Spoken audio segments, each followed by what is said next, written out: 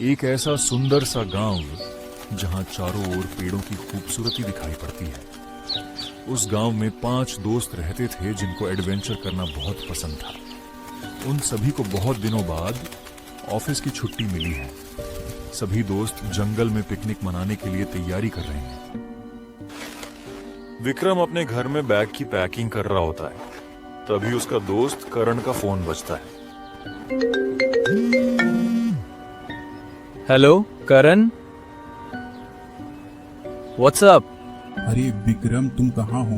मैं और सिया तेरा पेड़ के पास इंतजार कर रहे हैं। हाँ करण, मैं बस बैग की पैकिंग ही कर रहा था।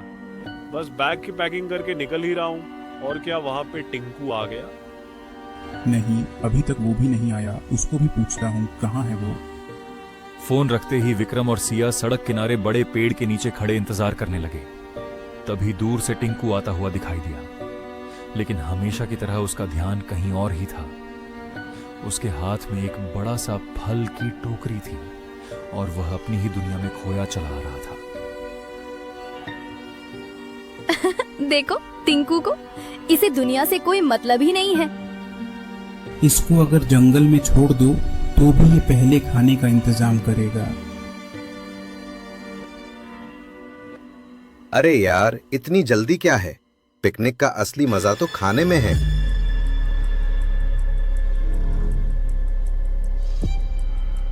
लेकिन उन्हें बिल्कुल भी अंदाजा नहीं था कि आज की यह पिकनिक उनकी जिंदगी का सबसे अजीब और रहस्यमयी एडवेंचर बनने वाली थी। तभी उधर से विक्रम आते हुए दिखता है। विक्रम थोड़ा लंगड़ाते हुए आ रहा था। टिंकू विक्रम से पूछता है,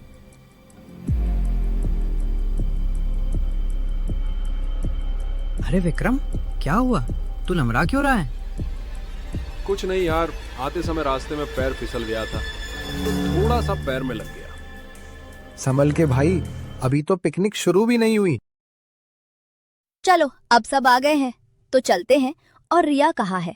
उसने तो अभी तक फोन भी नहीं किया कि वो कहाँ पे मिलेगी। तुम में से किसी को बताया है क्या? हाँ, उसने बोला था वो उसी लोकेशन पे मिलेगी जहां हमें जाना है। अरे विक्रम भाई, कार किधर खड़ी है? इतनी देर से आया है, अब कार भी भूल गया क्या? नहीं नहीं भाई, मैं कार लाना नहीं भूला। कार पेड़ के पीछे खड़ी है। जा अपना फलों की टोकरी रख दे और तुम दोनों भी अपना सामान रख लो, मैं आ रहा हूँ। सभी सड़क के किनारे खड़ी कार वाली जगह की तरफ बढ़ने लगते हैं। वो सभी कार में अपना अपना सामान रखते हैं। सभी अब जाने के लिए कार में बैठ चुके थे, लेकिन उन्हें यह नहीं पता था कि उनके सामने शुरू होने वाला था एक ऐसा सफर जिसे वे जिंदगी भर नहीं भूलने वाले थे। विक्रम ने कार स्टार्ट की और धीरे धीरे कार गांव से बाहर निकलने लगा। दोपहर के लगभग 3 बज रहे थे। मौसम सुहाना था। हल्की धूप पेड़ों के बीच से छनकर सड़क पर पड़ रही थी। कार के दोनों तरफ खूबसूरत खेत, रंग बिरंगे फूल और हरे भरे पेड़ दिखाई दे रहे थे। कार में धीमा म्यूजिक चल रहा था। कुछ देर बाद कार गांव से काफी दूर निकल चुकी थी। अब सड़क के दोनों तरफ छोटे छोटे पेड़ और झाड़ियां दिखाई दे रही थीं।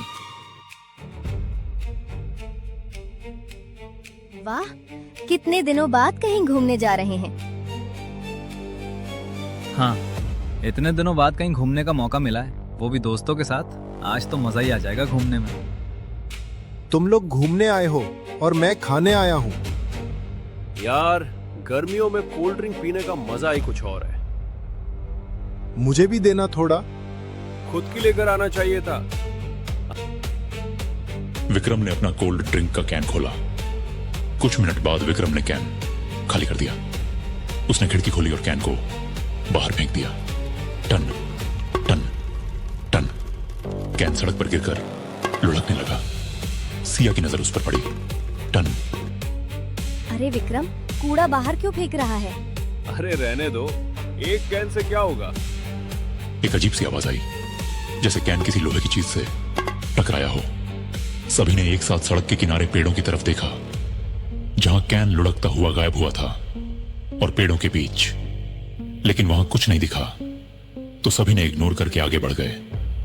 अब शाम का समय हो रहा था। चारों तरफ हल्का अंधेरा हो रहा था। अब सभी लोग उस लोकेशन पर पहुंच चुके थे। विक्रम वहां पे गाड़ी खड़ी करता है। फिर सभी लोग कार से उतरे वहां पे पहले से ही रिया पहुंचकर इंतजार कर रही थी। अब गांव पीछे छूट चुका था।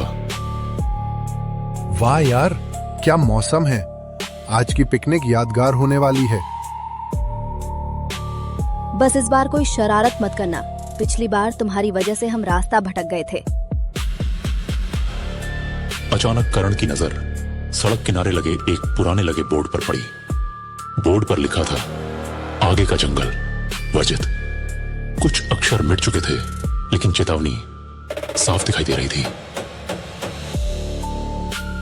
अरे छोड़ो यार, पुराने बोर्ड तो हर जगह लगे रहते हैं। शायद यहाँ कुछ और लिखा होगा। पुराना हो गया है इसलिए कुछ दिख नहीं रहा। हाँ, शायद लोगों को डराने के लिए लगाया होगा।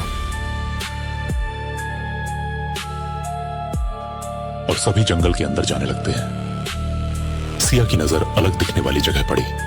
उसने उसे देखते हुए कहा, रुको, वो क्या है? सभी ने उसकी तरफ देखा।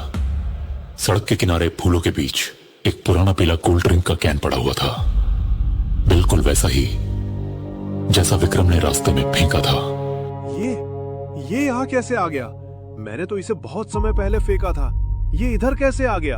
हम तो उससे बहुत दूर निकल आए हैं। कुछ सेकंड के लिए सभी शांत खड़े रहे। करण, शायद वैसा ही दूसरा कैन होगा, लेकिन उसके बोलने के बावजूद उसके चेहरे पर भी हल्की बेचैनी दिखाई दे रही थी। वह सभी आगे बढ़ने लगे। उन्हें बिल्कुल अंदाजा नहीं था कि जंगल के अंदर उनका इंतजार कोई ऐसी चीज कर रही थी जो इस साधारण पिकनिक को एक रहस्यमयी एडवेंचर में बदलने वाली थी।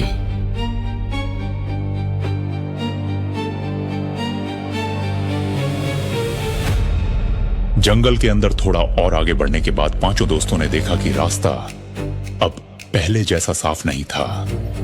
चारों तरफ घने पेड़ थे और रंग बिरंगे फूलों की खुशबू हवा में फैली हुई थी।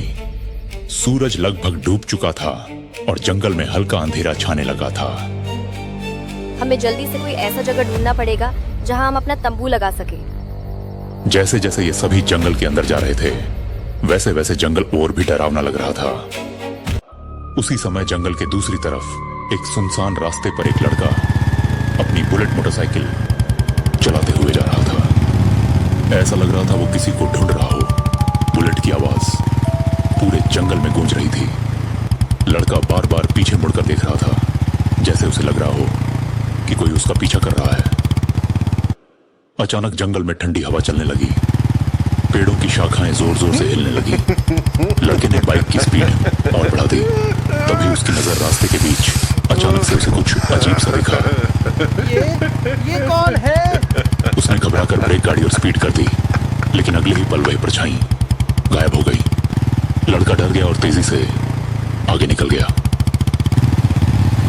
बाइक समेत वह एक गहरे गड्ढे में जा गिरा। जंगल में उसकी चीख गूंज उठी। फिर सब कुछ शांत हो गया। उधर करण, विक्रम, टिंकू, सिया और रिया अभी भी जंगल के अंदर उसी रास्ते पर आगे बढ़ रहे थे। उन्हें नहीं पता था कि कुछ ही देर में उनकी मुलाकात उसी रहस्यमयी गड्ढे से होने वाली है, और उस गड्ढे के अंदर जो था वह उनकी पूरी जिंदगी बदलने वाला था।